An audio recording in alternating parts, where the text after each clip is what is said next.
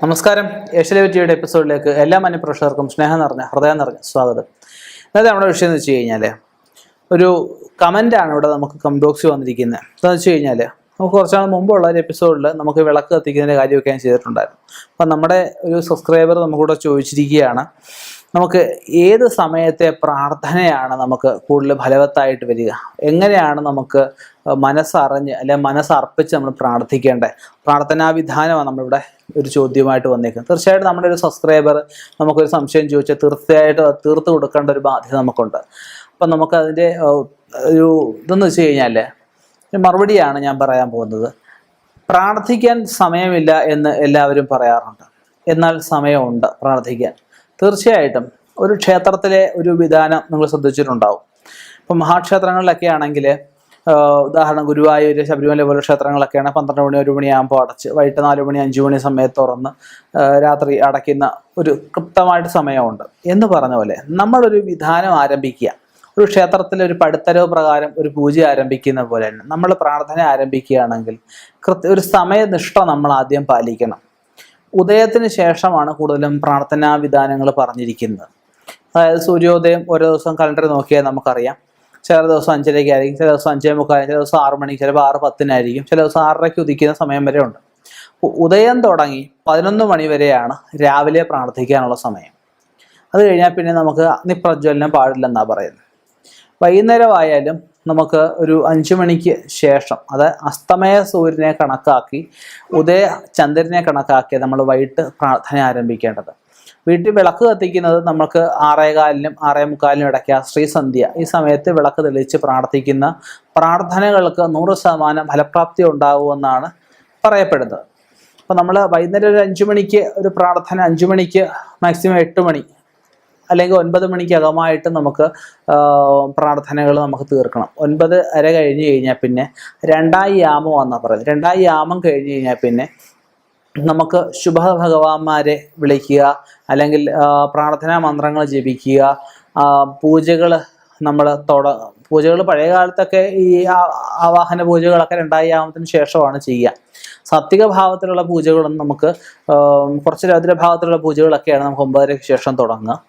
പിന്നെ അങ്ങനെ നമുക്ക് ആദ്യം സമയനിഷ്ഠയാണ് പ്രധാനം. രാവിലെയും വൈകിട്ടും ഭഗവാനെ കടന്ന് വിളിച്ചിട്ട് കാര്യമൊന്നുമില്ല.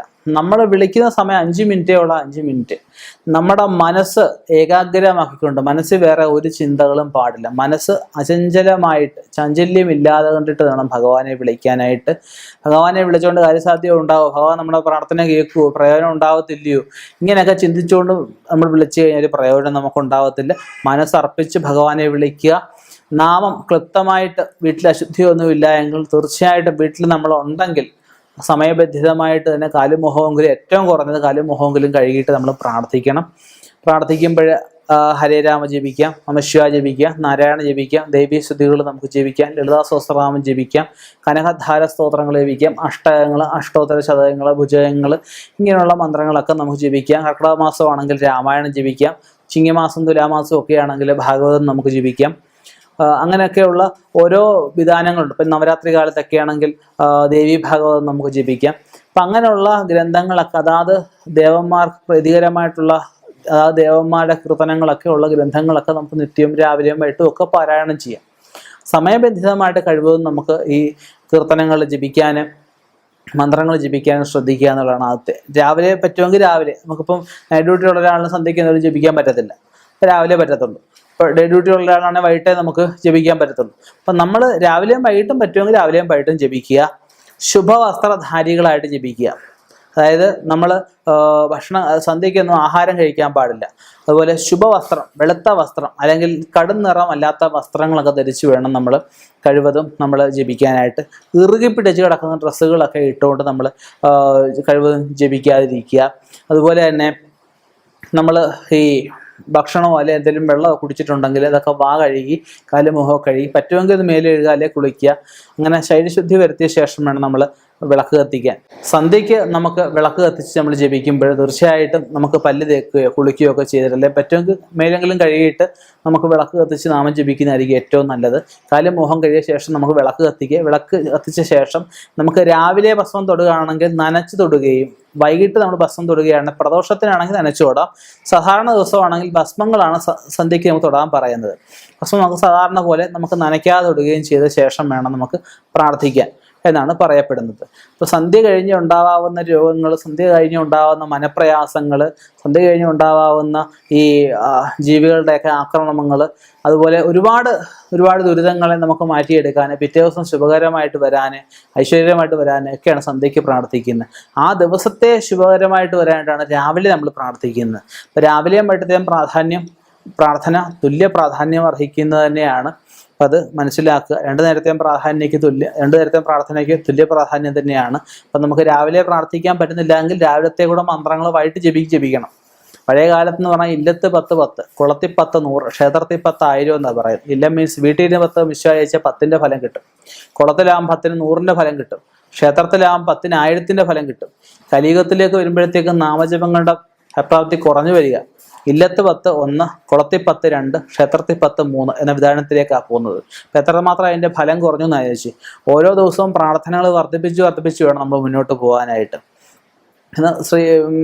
കുറ്റമായിട്ട് പറയല്ല, മിക്ക വീടുകളിൽ സന്ധ്യയാകുമ്പോൾ സീരിയലും മറ്റു കാര്യങ്ങളും ഒക്കെയാണ് കണ്ടുവരുന്നത്. അവനവൻ്റെ ഉയർച്ചയ്ക്ക് വേണ്ടുന്ന കാര്യങ്ങൾ ചെയ്തിട്ട് വേണം, അതായത് അവനവൻ കുട്ടികളുടെയും ഭർത്താവിൻ്റെയും മറ്റുള്ളവരുടെയൊക്കെ ഉയർച്ചയ്ക്ക് വേണ്ടിയിട്ട് സന്ധ്യാനാമജപങ്ങൾ, ഈശ്വര പ്രാർത്ഥനകൾ കഴിഞ്ഞിട്ടേ മറ്റു സീരിയലിനും മറ്റു കാര്യങ്ങൾക്ക് പ്രാധാന്യം നമ്മൾ കൊടുക്കാവൂ എന്നുള്ള കാര്യം മനസ്സിലാക്കുക. അതുപോലെ തന്നെ നമ്മൾ പ്രാർത്ഥിക്കുന്ന കാര്യങ്ങൾ എല്ലാവർക്കും മനസ്സിലായി എന്ന് കരുതുന്നു. ഭഗവാന്മാരെ പ്രാർത്ഥിക്കും മനസ്സർപ്പിച്ചുകൊണ്ട്. അതായത് ഇപ്പം ചോറായോ, അല്ലെങ്കിൽ രാത്രിയിൽ എന്തോ ഉണ്ടാക്കുന്നത്, അല്ലെ അപ്പുറത്തെ വീട്ടിൽ ഇന്നതാണോ, അല്ലെങ്കിൽ ഭർത്താവ് ഇപ്പോൾ എവിടെ പോയി കാണും, എനിക്ക് വല്ലതും വാങ്ങിച്ചു വരുമോ, ഇങ്ങനെ പല ചിന്തകൾ മനസ്സിൽ കിടന്നുകൊണ്ട് പ്രാർത്ഥിച്ചു കഴിഞ്ഞാൽ പ്രയോജനം ഉണ്ടാവില്ല. അതുപോലെ സ്വാർത്ഥ ലാഭത്തിന് വേണ്ടിയിട്ട് ഒരു കാര്യം ഉദ്ദേശിച്ചു കൊണ്ടിട്ട് ആ കാര്യം തന്നില്ലെങ്കിൽ ഭഗവാനെ ശപിക്കുക, അല്ലെ ഭഗവാനെ പള്ളു പറഞ്ഞിട്ട് പ്രാർത്ഥിച്ചുകൊണ്ട് കാര്യമില്ല. അതുപോലെ ഒച്ച വെച്ച് പ്രാർത്ഥിക്കുക അത് കാര്യമില്ല. മനസ്സിൽ പ്രാർത്ഥിച്ചാലും മതി, ഭഗവാൻ എല്ലാ പ്രാർത്ഥനകളും കേൾക്കും. ഇങ്ങനെയുള്ള കാര്യങ്ങൾ മനസ്സിലാക്കുക. പ്രാർത്ഥനകളുടെ വിശേഷങ്ങൾ അല്ലെ അതിൻ്റെ വിശദാംശങ്ങൾ മനസ്സിലായി എന്ന് കരുതുന്നു. ഇനിയും ഇതുപോലെയുള്ള വ്യത്യസ്തമായ വിഷയങ്ങളുമായിട്ട് കണ്ടുമുട്ടാം. നിർത്തുന്നു. നന്ദി, നമസ്കാരം.